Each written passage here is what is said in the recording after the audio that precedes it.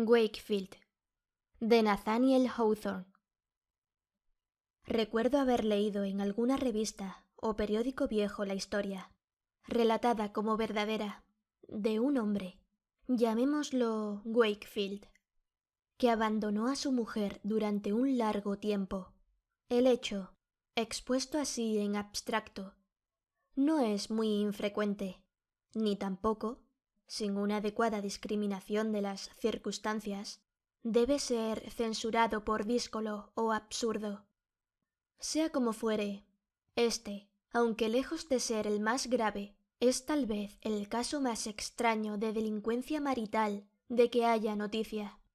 Y es, además, la más notable extravagancia de las que puedan encontrarse en la lista completa de las rarezas de los hombres. La pareja en cuestión vivía en Londres. El marido, bajo el pretexto de un viaje, dejó su casa, alquiló habitaciones en la calle siguiente y allí, sin que supieran de él la esposa o los amigos, y sin que hubiera ni sombra de razón para semejante autodestierro, vivió durante más de 20 años. En el transcurso de este tiempo, todos los días contempló la casa, y con frecuencia atisbó a la desamparada esposa. Y después de tan largo paréntesis en su felicidad matrimonial, cuando su muerte era dada ya por cierta, su herencia había sido ya repartida y su nombre borrado de todas las memorias, cuando hacía tantísimo tiempo que su mujer se había resignado a una viudez otoñal, una noche él entró tranquilamente por la puerta, como si hubiera estado afuera solo durante el día, y fue un amante esposo hasta la muerte. Este resumen es todo lo que recuerdo, pero pienso que el incidente, aunque manifiesta una absoluta originalidad sin precedentes, y es probable que jamás se repita, es de esos que despiertan las simpatías del género humano. Cada uno de nosotros sabe que, por su propia cuenta, no cometería semejante locura, y, sin embargo, intuye que cualquier otro podría hacerlo. En mis meditaciones, por lo menos, este caso aparece insistentemente, asombrándome siempre y siempre acompañado por la sensación de que la historia tiene que ser verídica, y por una idea general sobre el carácter de su héroe. Cuando un tema afecta a la mente de un modo tan forzoso, vale la pena destinar algún tiempo para pensar en él. A este respecto, el lector que así lo quiera puede entregarse a sus propias meditaciones, mas si prefiere divagar en mi compañía a lo largo de estos 20 años del capricho de Wakefield, le doy la bienvenida, confiando en que habrá un sentido latente y una moraleja. Así no logremos descubrirlos, trazados pulcramente y condensados en la frase final. El pensamiento posee siempre su eficacia, y todo incidente llamativo, su enseñanza. ¿Qué clase de hombre era Wakefield? Somos libres de formarnos nuestra propia idea y darle su apellido. En ese entonces se encontraba en el meridiano de la vida. Sus sentimientos conyugales, nunca violentos, se habían ido serenando hasta tomar la forma de un cariño tranquilo y consuetudinario. De todos los maridos, es posible que fuera el más constante, pues una especie de pereza mantenía en reposo a su corazón donde quiera que lo hubiera asentado. Era intelectual, pero no en forma activa. Su mente se perdía en largas y ociosas especulaciones que carecían de propósito o del vigor necesario para alcanzarlo. Sus pensamientos rara vez poseían suficientes ímpetus como para plasmarse en palabras. La imaginación, en el sentido correcto del vocablo, no figuraba entre las dotes de Wakefield. Dueño de un corazón frío, pero no depravado o errabundo, y de una mente jamás afectada por la calentura de ideas turbulentas, ni aturdida por la originalidad, ¿quién se hubiera imaginado que nuestro amigo habría de ganarse un lugar prominente entre los autores de proezas excéntricas? Si se hubiera preguntado a sus conocidos cuál era el hombre que con seguridad no haría hoy nada digno de recordarse mañana, habrían pensado en Wakefield. Únicamente su esposa del alma podría haber titubeado.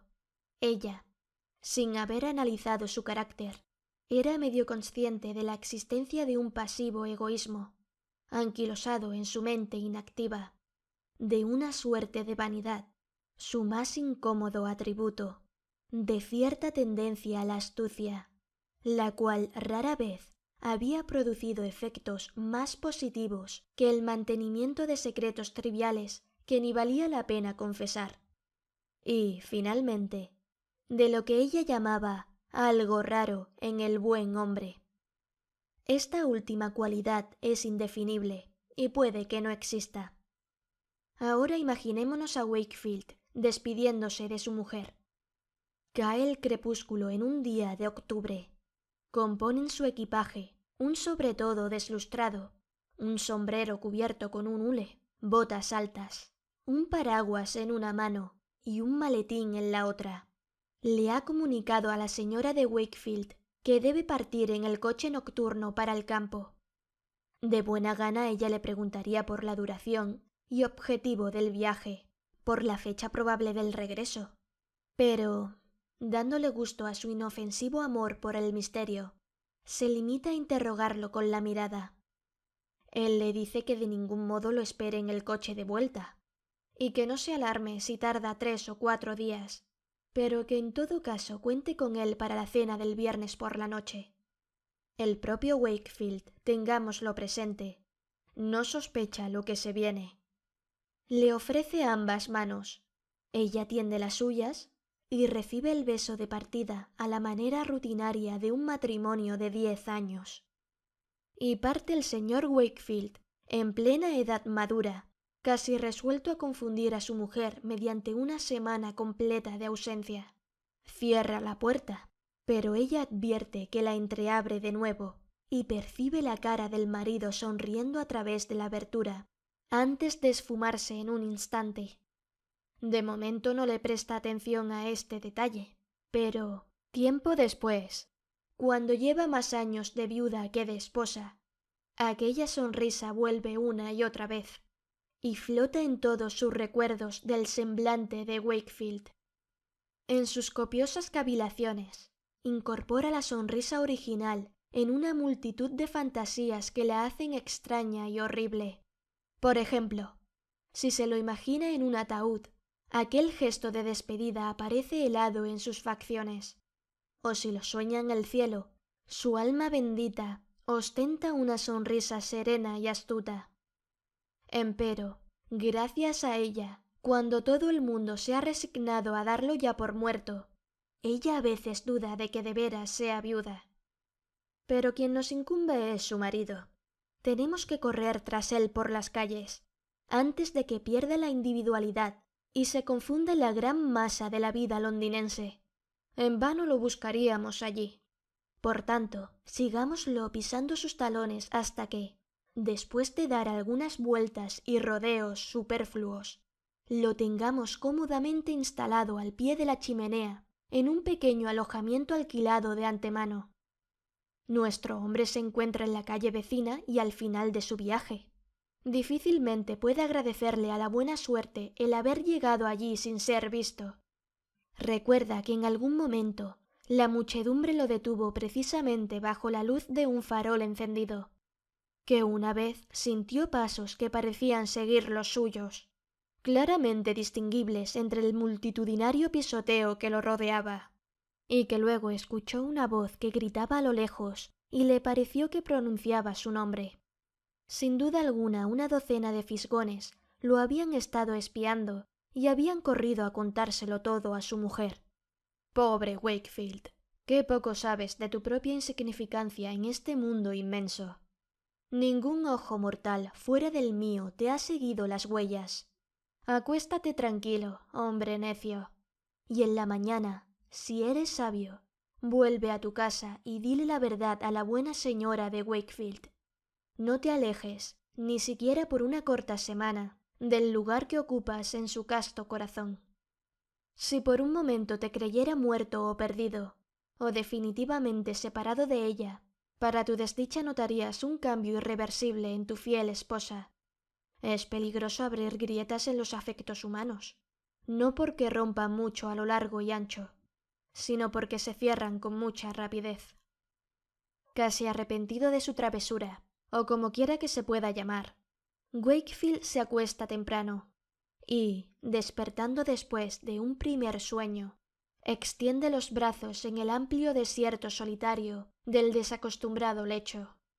No, piensa, mientras se arropa en las cobijas, no dormiré otra noche solo. Por la mañana madruga más que de costumbre, y se dispone a considerar lo que en realidad quiere hacer. Su modo de pensar es tan desilvanado y vagaroso que ha dado este paso con un propósito en mente, claro está, pero sin ser capaz de definirlo con suficiente nitidez para su propia reflexión. La vaguedad del proyecto y el esfuerzo convulsivo con que se precipita a ejecutarlo son igualmente típicos de una persona débil de carácter. No obstante, Wakefield escudriña sus ideas tan minuciosamente como puede, y descubre que está curioso por saber cómo marchan las cosas por su casa, cómo soportará su mujer ejemplar la viudez de una semana, y en resumen, cómo se afectará con su ausencia a la reducida esfera de criaturas y de acontecimientos en la que él era objeto central, una morbosa vanidad. Por lo tanto, está muy cerca del fondo del asunto. Pero, ¿cómo realizar sus intenciones?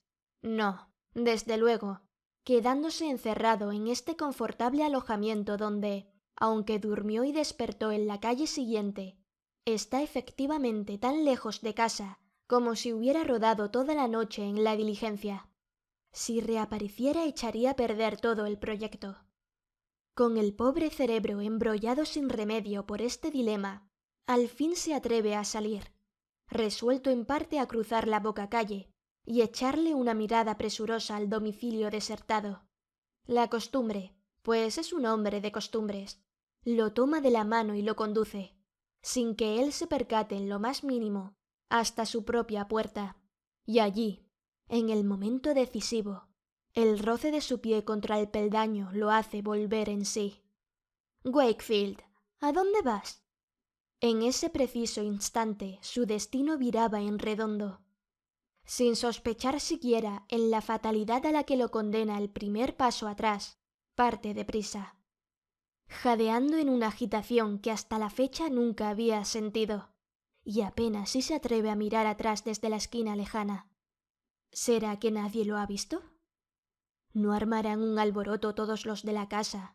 La recatada señora de Wakefield, la avispada sirvienta y el sucio pajecito, persiguiendo por las calles de Londres a su fugitivo amo y señor.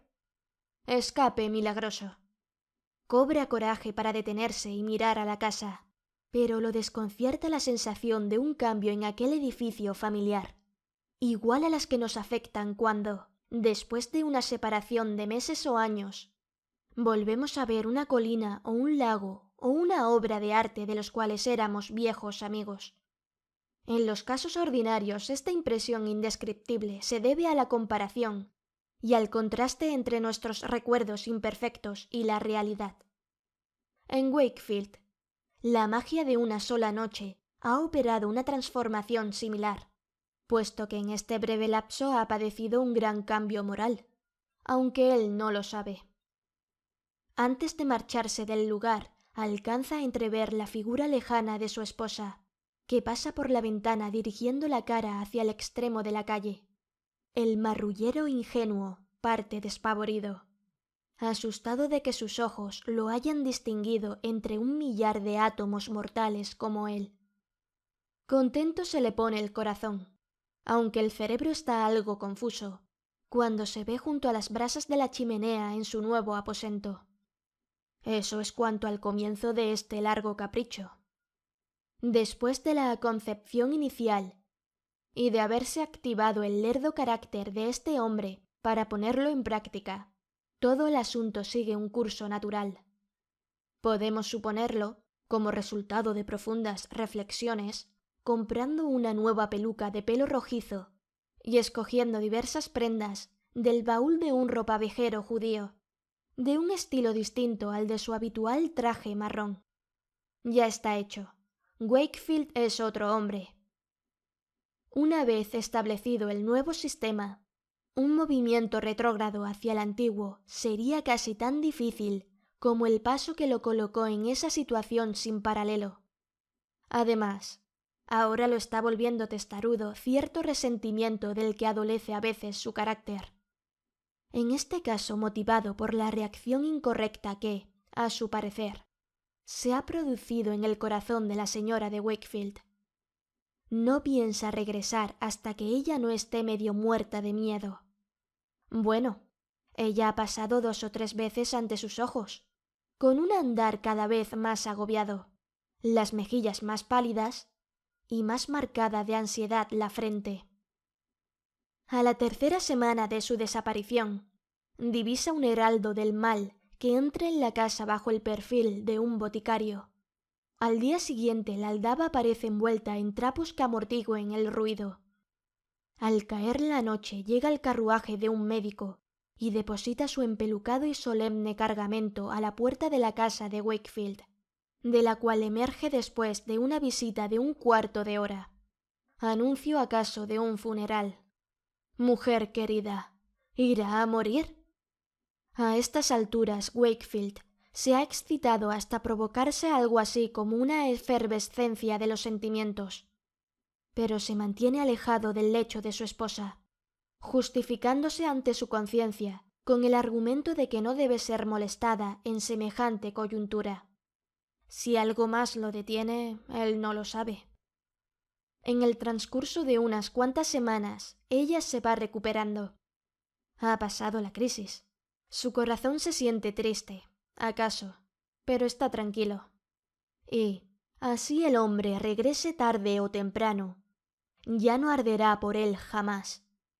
Estas ideas fulguran cual relámpagos en las nieblas de la mente de Wakefield, y le hacen entrever que una brecha casi infranqueable se abre entre su apartamento de alquiler y su antiguo hogar. Pero si solo está en la calle de al lado, se dice a veces, insensato, está en otro mundo. Hasta ahora él ha aplazado el regreso de un día en particular a otro.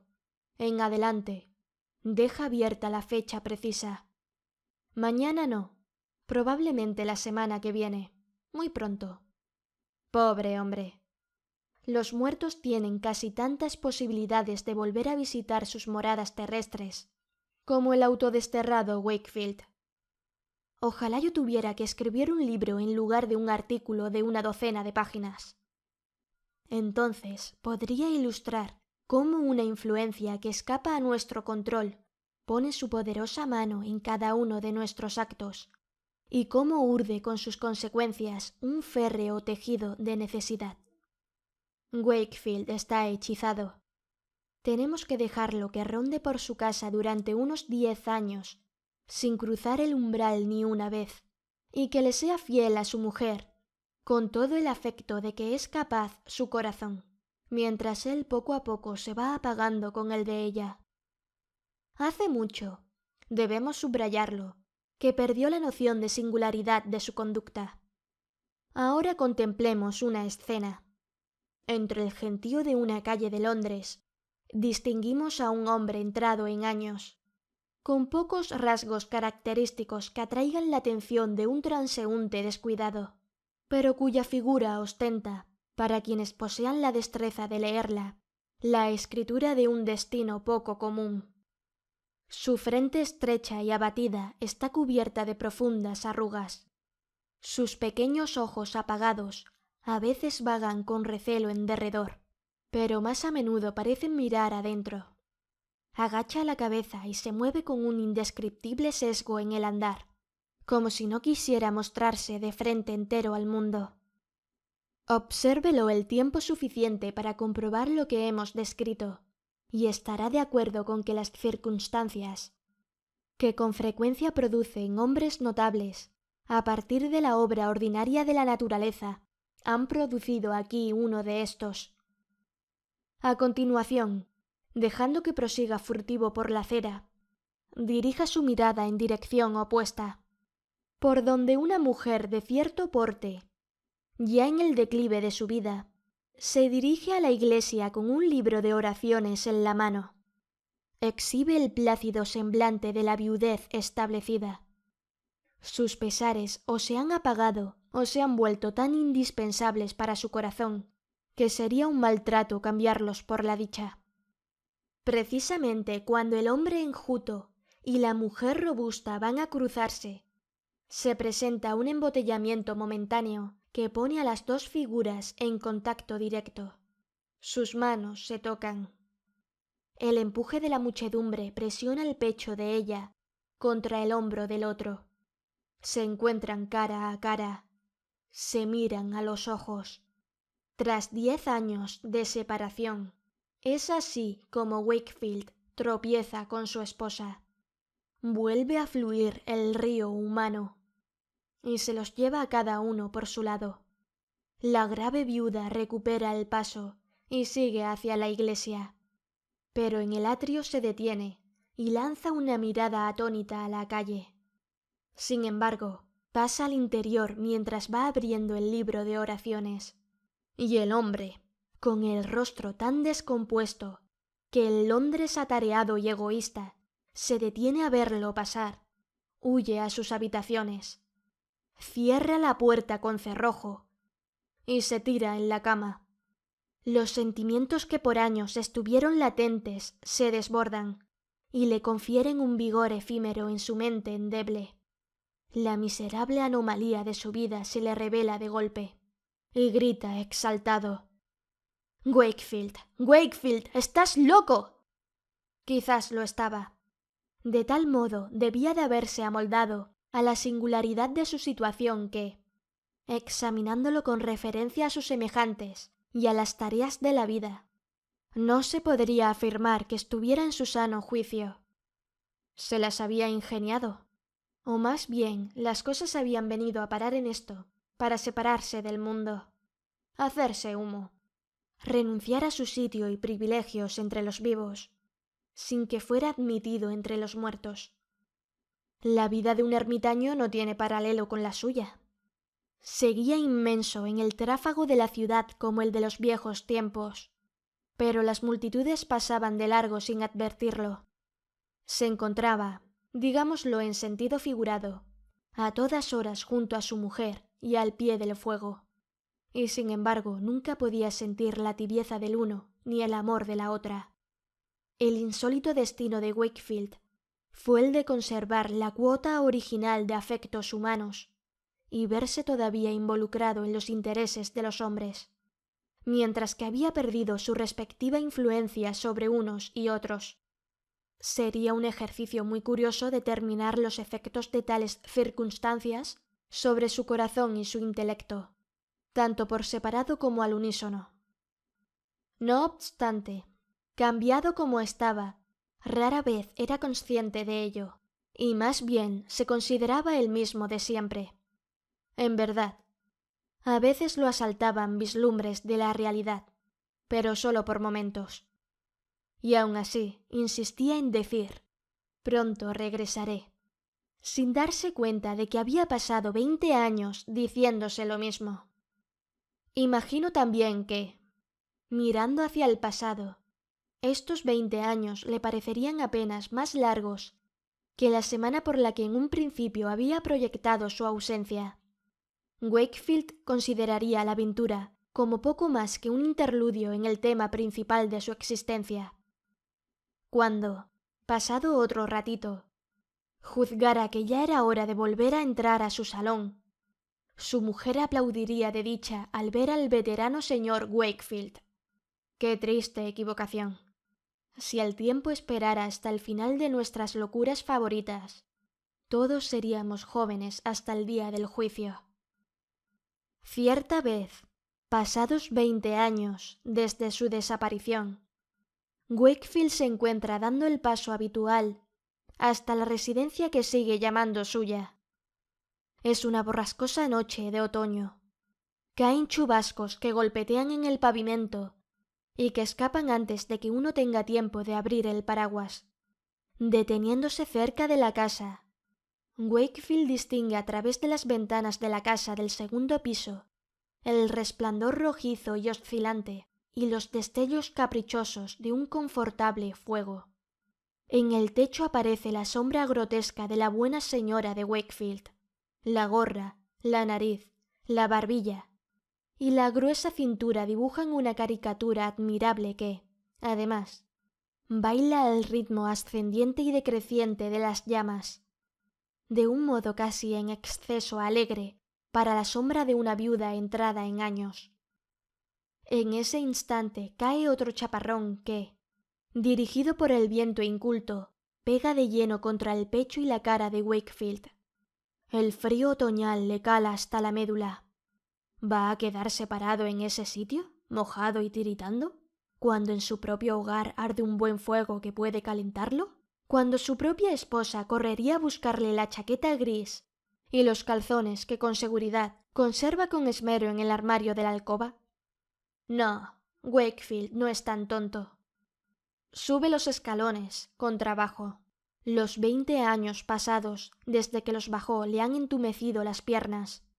Pero él no se da cuenta. Detente, Wakefield. ¿Vas a ir al único hogar que te queda? Pisa tu tumba, entonces. La puerta se abre.